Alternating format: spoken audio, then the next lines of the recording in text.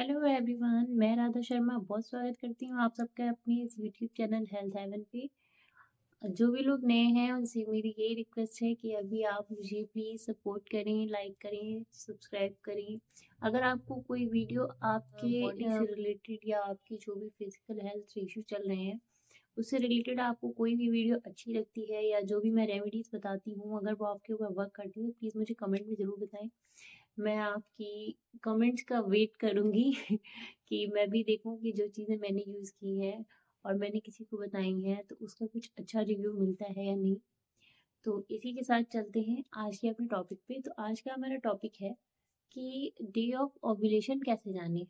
देखिए, शादी से पहले तो इतना कुछ ओव्यूलेशन का मैटर नहीं करता है, बट हाँ, जिन लोगों को पीरियड इरेगुलर है उनके लिए बहुत मैटर करता है। और शादी के बाद तो आपको ओव्यूलेशन किस टाइम पे हो रहा है वो भी ज़रूरी है, कैसा हो रहा है वो भी ज़रूरी है, और आप उस टाइम पे आपको पता है कि नहीं है कि आपका ओव्यूलेशन डे है आज या कल में। तो ये जानना बहुत ज़रूरी हो जाता है। स्पेशली शादी के बाद लड़कियों का जानना बहुत ज़रूरी हो जाता है। मुझे भी कुछ नहीं पता था। मुझे तो अपनी शादी से पहले पीरियड तक की नॉलेज नहीं थी। बट उसी का खामियाज़ा आज मैं भुगत रही हूँ। बट मैंने फिर बहुत सारी स्टडीज़ की, अपनी जो भी वुमेन्स रिप्रोडक्टिव सिस्टम से रिलेटेड होती हैं। तो मैंने बहुत कुछ जाना, बहुत कुछ सीखा, बस वही आप सबके साथ अपना एक्सपीरियंस शेयर करना चाहती हूँ।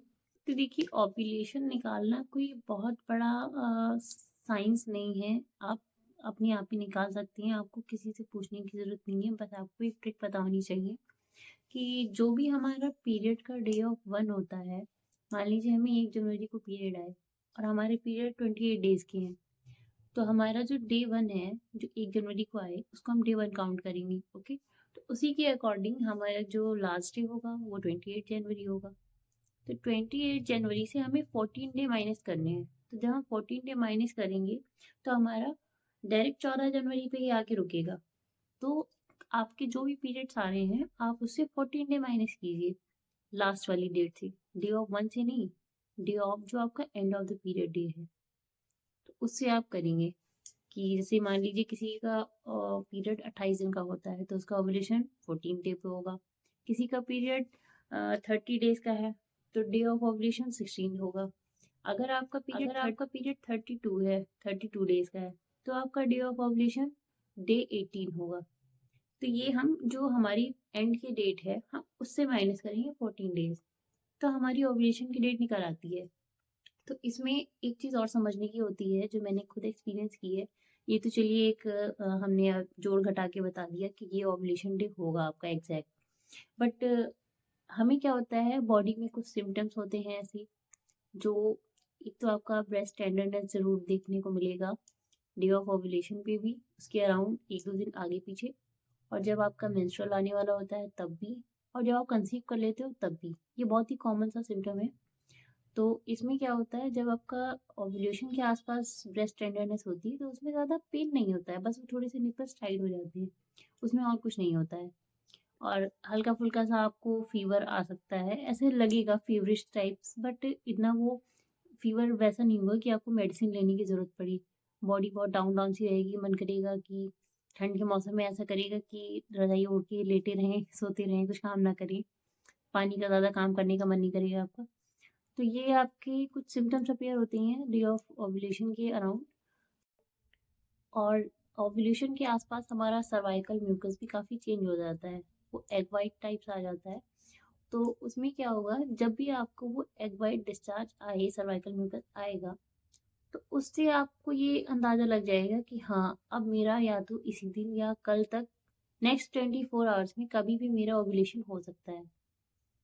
तो इससे आप अंदाज़ा लगा सकती हैं कि हाँ, अगर मेरा ओव्यूलेशन अब हुआ है, मुझे ये डिस्चार्ज अभी आया है, तो इसके ठीक 14 दिन बाद या 12-13 दिन बाद मुझे पीरियड्स आएँगे ही आएँगे। ये बिल्कुल कन्फर्म है, इसमें कोई इफ़ बट नहीं है। आप चाहे कितनी भी मैथमेटिक्स लगा लो, अगर आपने सिर्फ़ एक ही सिम्पटम नोटिस कर लिया सर्वाइकल म्यूकस का, आपको अपनी पीरियड्स निकालना बहुत आसानी हो जाएगी। जिनके रेगुलर हैं, उनके तो है ही है, जिनको इर्रेगुलर हैं, वो भी इस चीज़ को नोटिस करें। वैसे मैंने इरेगुलर पीरियड्स के लिए एक रेमेडी बताई है जो मुझ पे बहुत अच्छी वर्क की है, मैंने खुद अपने आप पे देखी। कहाँ मेरी साइकिल 55, 52, 50 डेज़ की थी, अब मेरी साइकिल 29 डेज़ की हो गई है। पहले 30 डेज़ की थी, फिर 31 डेज़ की हुई, अब 29 डेज़ की हो गई है। तो जिनको भी इरेगुलर पीरियड की दिक्कत है वो मेरा पिछला वीडियो चेक कर लें। वो होम रेमेडी पे भी है मेरा, और काफ़ी ऐसा नहीं है कि मैं जो रेमेडी बताऊँगी बहुत कॉस्टली होगी। आप ये समझ लीजिए कि आपका 500 के अंदर-अंदर में ही काम हो जाएगा। आप गायनी के पास जाते हो, इतने का तो सिर्फ़ वो पर्चा ही बना के देती हैं। मैंने भी देखा है, मेरे ऊपर भी बीती है। तो अगर आप ऐसे चेक करते हो तो डे ऑफ ओवुलेशन भी आप अपना ट्रैक कर सकते हो। जो प्रेगनेंसी के लिए प्लान कर रही हैं वो भी चेक कर सकती हैं, उनके लिए डे ऑफ ओवुलेशन का बहुत बड़ा महत्व होता है। वो चीज़ मैं भी फ़ील करती हूँ, मैं सिर्फ़ समझती हूँ।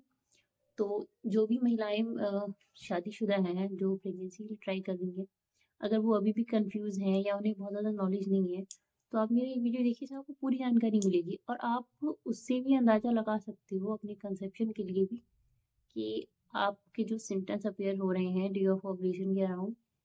मैक्सिमम देखिए डे ऑफ ओवुलेशन जो आपका पीरियड का डे 10 होता है, डे 10 से लेके डे 16 के बीच में ज़रूर हो जाता है, क्योंकि उससे अगर आपके पीरियड रेगुलर हैं तो।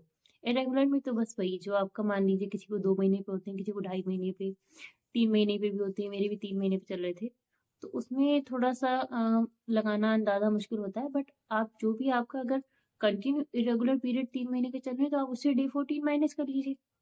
आपका ओव्यूलेशन निकल के आ जाएगा। अगर आप कंसेप्शन के लिए भी ट्राई कर रही हैं, तो वो भी आपको काफ़ी हेल्प करेगा।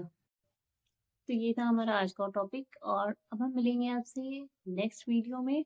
नेक्स्ट वीडियो मेरा होगा कि आप पीरियड की किस दिन रिलेशनशिप बनाएँ, जिससे आपका कंसेप्शन बहुत जल्दी होने के चांसेस रहेंगे। आप 2-3 साइकिल में ही, अगर आपको कोई और हेल्थ इश्यू नहीं है, तो आप 2-3 साइकिल में ही काफ़ी आराम से नेचुरली कंसीव कर सकते हैं। तो नेक्स्ट वीडियो में इसी टॉपिक पे बनाऊँगी। Stay tuned for next video. Bye bye.